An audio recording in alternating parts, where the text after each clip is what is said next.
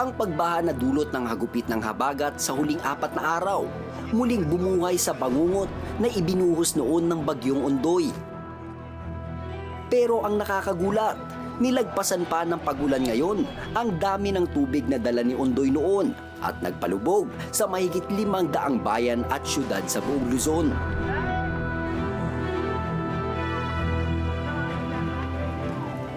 Pero only in the Philippines ika nga, kapag ora de peligro, sa halip na magsisihan, ang mga Pinoy, puspusan sa pakikipagtulungan.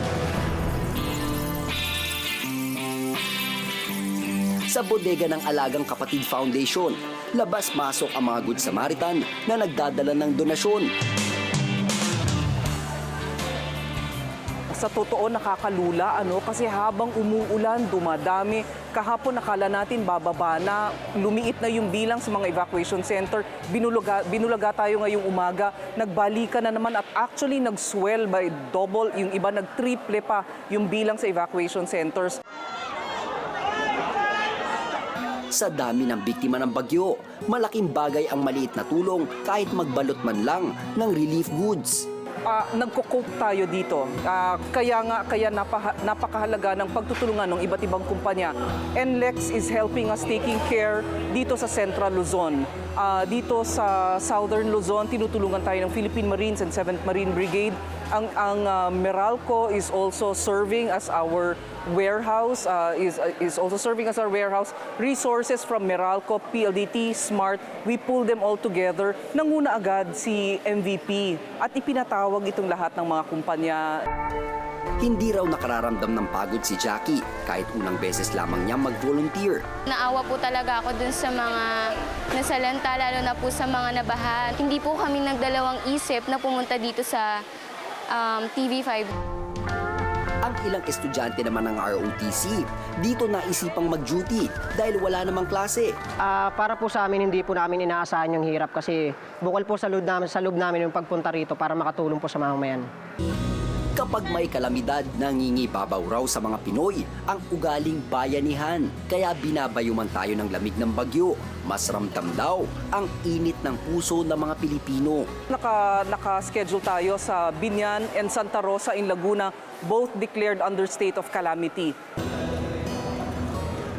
Gaya na lamang ng isang aling ito na humabol para magpadala ng donasyon sa mga biktima ng trahedya. Ang tinderang si Cathy, nagdesisyong i-donate ang lahat ng paninda niyang banana Q at turon. Pag walang tumulong sa mga nabahaan, kawawa naman yung... Naawa lang kasi ako dun sa mga bata, yung mga nababaha. Nay, mukhang marami yan . Yang dinala mo dito, yan yung iyong ibebenta sa isang buong araw dapat. Ilang piraso yan? 70. 6 ang anak ni Cathy na binubuhay niya sa pamamagitan ng pagtitinda ng banana Q at turon. Pero para sa kanya, walang halaga ang isang araw na gutom kung mapupunan naman niya ang kumakalam na sikmura ng ilan niyang kababayan. Okay lang po, basta nakatulong kami mag-asawa. Kasi iniisip ko lang po kasi yung mga anak ko, halimbawa po kami nabahaan. Siyempre gusto rin namin yung may tutulong sa amin. Sa pananalasa ng habagat, isa sa pinakamatinding hinagupit nito ang Barangay San Vicente dito sa Binyan, Laguna. Sa lakas at taas nga ng tubig baha, sabay-sabay nitong tinangay at giniba ang 4 na bahay dito sa tabi ng Pangpang.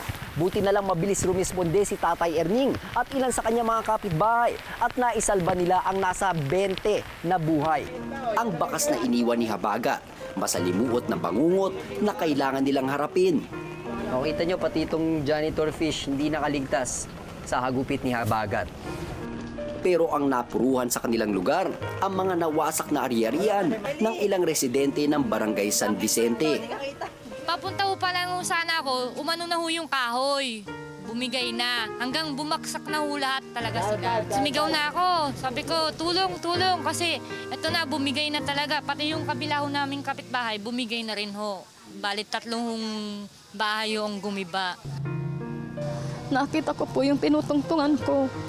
Gumuguho na yung lupa. Nakakahawak ako doon sa isang kahoy. Nakakit. Kung hindi ako nakahawak, baka natabunan din po ako. Kasi sabi nung anak ko na, diyan ka muna, iinom ako. Sabi nga sa akin. Sabi nga sa akin nung anak ko, Kung hindi kayo nakaakyat, baka kayo ngayon pinaglalamayan na kayo, sabi ko ng anak ko. Pero ang tiyak na peligro, naiwasan dahil sa paikipagtulungan ng ilan nilang kapitbahay. Tulad ng tricycle driver na si Alan. Pagta-tricycle lang po ang kinabubuhay ko dito. Mga 20 years na po. Ang tinderong si Erning. Dito lang kami tumambay sa tapat namin kasi nandiyan natin kumakalat namin. Kahit anytime kung may mga ibang tao, tutulungan din namin. At ang maglulugaw na si Mang Eli. Laging kada taon pag yung nagbabadya, siyempre tulong-tulong, nagtutulong-tulong kami, gano'n. Tumataas ang tubig sa amin, inaan namin. Kahit hindi ka mag-anak, kahit sino, basta kailangan ng tulong, tinutulungan namin, gano'n. Natangay man ng ilog ang kanilang bahay. Laking pasalamat ni na Aling Angie at Maria Francia na nailigtas sila sa tiyak na kapahamakan. Nagpapasalamat po ako sa tumulong po sa amin. Ayun lang po. Malaking dagok man ang sakunang ito. Hindi lahat ng karanasan sa kalamidad ay mag-iiwan ng lamat. Sa gitna ng trahedya, mas napapaalala sa atin ang ating kakayahang maging matapang at malakas. Hindi lamang para sa ating sarili, kundi sa ating kapwang nangangailangan. FYI mga kapatid, for your information. Alam nyo bang may mga paraan daw para masigurong hindi mangangaliwa si Mister? Ayon sa pag-aaral ng Journal of Neuroscience, ang love hormone na kung tawagin ay oxytocin ay maaaring mag-udyok kay Mister na iwasan ang mga maalindog na babae. Sa kanilang pag-aaral, inanyayahan nila ang 57 lalaki na kinabibilangan ng mga single at may asawa. Pinaamoy nila ang mga barako ng spray na may lamang oxytocin at inutusan nila itong makipagkilala sa mga magagandang dalaga. Pero ang resulta, natorpe lahat ng kasaling pamilyadong lalaki at hindi nagawang tumabi sa mga sexing babae. Kaya napagtanto ng mga eksperto na maaaring maiwasan ni Mister ang pambababae kung mananatiling mataas ang kanyang oxytocin level. Pero paliwanag din nila, hindi sinasabi ng kanilang pag-aaral na magagawa na nitong maging tapat si Mister kay Mrs. Ang tanging natitiyak nila, ito ang makatutulong para hindi na magloko si Mister. Pero may good news at bad news din po tayo ngayon tungkol dyan, mga kapatid. Ang bad news, hindi po magiging available sa merkado ang oxytocin spray na kanilang pinalanghap sa mga lalaki. In other words, hindi nyo mabibili yan. Ang good news naman, nagbigay ng 4 na payo ang mga eksperto para pataasin ang oxytocin level ng inyong kabiyak.